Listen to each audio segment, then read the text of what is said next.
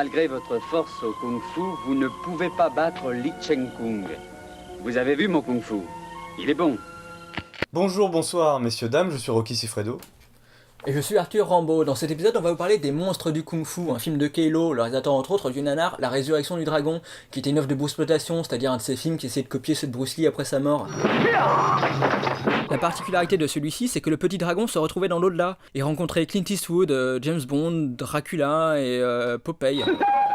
Incarné par Eric Tsang, un acteur récurrent des films de Jackie Chan. On peut s'imaginer Kei Lo comme étant un réalisateur peu scrupuleux d'exploiter ce qui est en vogue, et d'être prêt à tout pour attiser la curiosité du spectateur avec des concepts insolites. Et il faut dire que pour des amateurs de bizarrerie comme nous, ça marche, puisque Les Monstres du Kung Fu, par exemple, c'est le genre de film qui, rien que par son pitch, donne envie de le voir immédiatement. Le genre de film qui donne envie de s'en prendre au monde entier pour ne pas nous en avoir parlé plus tôt. Mais avant d'en dire plus là-dessus, revenons un peu en arrière. En 1967 sort Un seul bras les tue à tous, film hongkongais qui connaît un immense succès et lance la carrière de son acteur principal, Jimmy Wang Yu. Il y joue un expert en arts martiaux qui se fait trancher un bras et réapprend à se battre malgré son infirmité. Le film est le premier de la trilogie du sabreur manchot, mais a aussi inspiré beaucoup d'autres productions avec des héros ayant le même handicap. Wang Yu lui-même est devenu prisonnier de ce type de rôle qu'il a repris notamment avec le boxeur manchot ou encore le bras armé de Wang Yu contre la guillotine volante. Master of the Flying Guillotine. Shang-Chi, le réalisateur de la trilogie originale, poursuit avec la même idée en sortant en 1978 La Revanche des Infirmes, où là c'est carrément un groupe de héros qui a des handicaps divers. Et donc suivant cette tendance, Kei Lo a une idée qui peut pas être simple, mais qui tient du génie, faire jouer les héros par de vrais handicapés. Et c'est ainsi qu'on a les Monstres du Kung Fu, ou Crippled Masters en VO, soit les maîtres estropiés. Bah pourquoi pas, on a bien eu des Drunken Masters. Hein.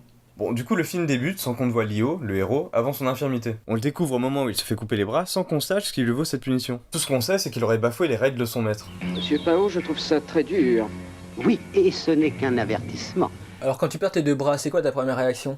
Moi ça me donnerait soif, donc j'irai boire du thé. Et voici du thé. Et quand tu vois quelqu'un au bras fraîchement amputé, tu fais quoi? Tu l'aides? Tu le soignes, non? Bah non, tu le traites comme un monstre ou un clochard et tu le martyrises. Tiens, du poulet.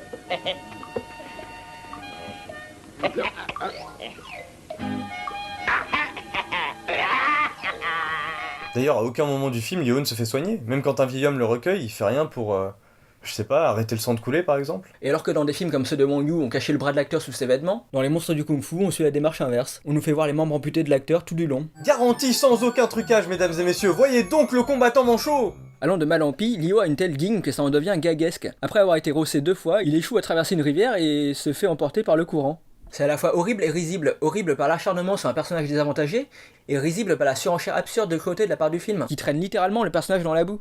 À force d'être traité comme un animal, Lio en devient presque un. Il se met à ramper pour trouver des restes, il finit par manger dans une porcherie, et l'insistance des allers-retours entre le héros et les animaux fait penser que le réalisateur voulait vraiment les mettre sur un pied d'égalité. Oh!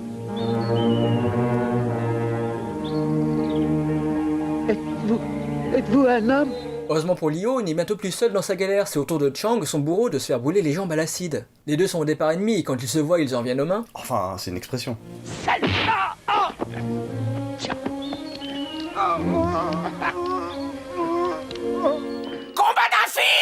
Mais ils décident finalement de s'associer contre un ennemi commun, leur ancien maître. Vu le sadisme du type, on se demande comment ces deux anciens hommes de main ne se sont pas rendus compte plus tôt qu'il était malfaisant. Il persécute le village entier et tue si souvent qu'il fait le bonheur du croque-mort du coin. Oh, il m'achète souvent des cercueils.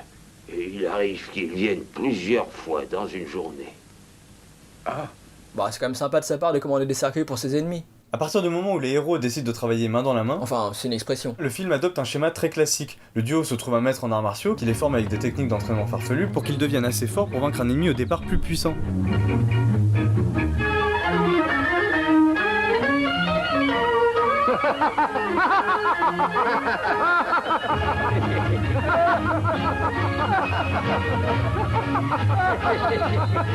Ils sont aidés par les 8 chevaux de jade qui renferment un secret qui permettrait de devenir invincible au kung-fu. Oui, j'ai compris. Je viens de trouver le secret. Et le secret, c'est de se compléter l'un l'autre. Alors que je pensais que c'était l'idée depuis le début. Je crois que tous les deux, vous faites un très bon couple. Lui n'a pas de jambes et toi, tu n'as plus de bras. Les combats entre personnages valides ne sont pas trop mauvais par rapport aux standards de l'époque. Par contre, désolé, mais c'est beaucoup plus difficile de prendre au sérieux le duo d'infirmes quand ils sont censés être badass. Lio a développé un moyen de fer qui peut foutre quelqu'un à terre d'un seul coup, et il arrive à maintenir le bras d'un ennemi entre ses orteils. Il a peut-être musclé ses orteils. Pour être honnête, il faut quand même avouer que les deux acteurs principaux arrivent à compenser leur handicap en faisant preuve de compétences vraiment impressionnantes. Ce qui change de la technique de défense de début du film. Les héros font littéralement des pieds et des mains pour vaincre leur ancien maître, et les combats comportent quelques idées fun et inventives.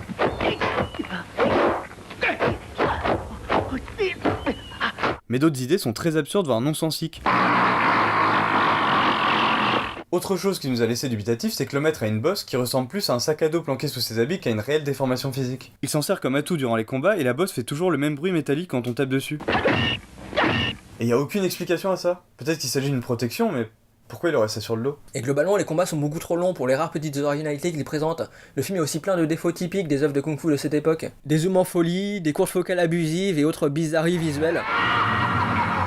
La musique du film aussi est très étrange. On dirait une BO de cartoon qui se prête rarement aux scènes où on l'entend. Toi, Pao, tu vas mourir. C'est certain.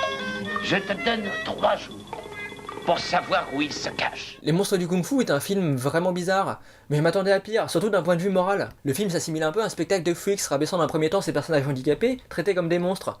Mais en même temps, les acteurs ont l'occasion de montrer leur talent physique. Je sais vraiment pas quoi en penser. Peut-être que les monstres ne sont pas ceux qu'on croit. Peut-être que ce sont ceux qui se moquent des invalides. Non, je crois pas que ce soit le message du film. Bon, dans tous les cas, c'est assez mauvais. Et pourtant, il y a eu 2 suites avec les mêmes acteurs, mais dans des rôles différents. Ce qui me laisse sur le cul. De jatte.